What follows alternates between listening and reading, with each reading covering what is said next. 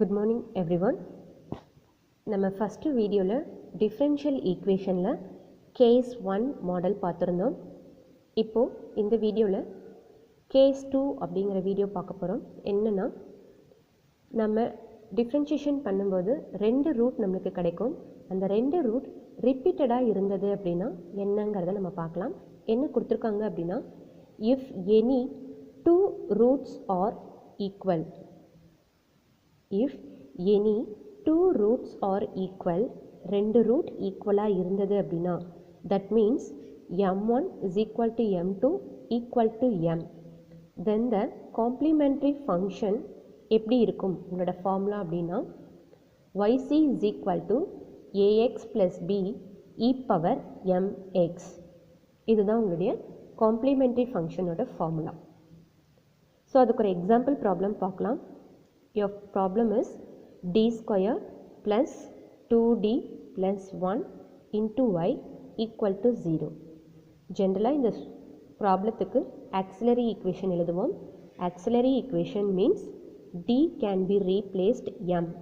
எப்படி இருக்கும் அப்படின்னா m square plus 2m plus 1 is equal to 0.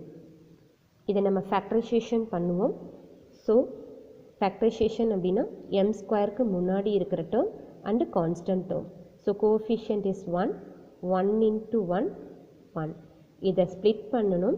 So 1 ones are is possible, again minus 1 is possible. minus into minus plus 1 ones are 1.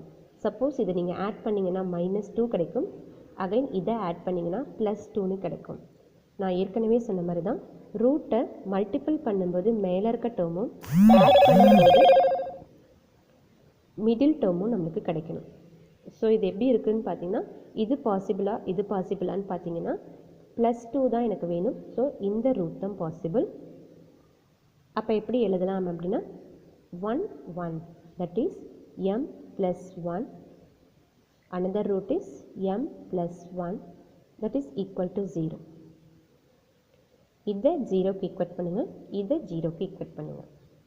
So m plus 1 is equal to 0, m is equal to +1 இந்தாண்ட போனதுன்னா -1. Again this term m plus 1 equal to 0, m is equal to -1.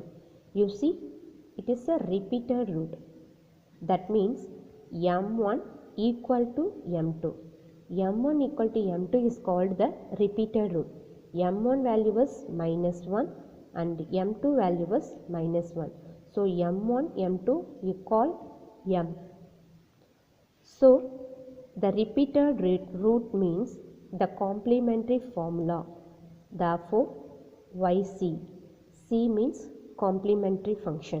Okay, yc is equal to ax plus b e power mx, that is equal to ax plus b e power, your m value is -1 into x. Rewrite ax plus b e power -1 into x minus x.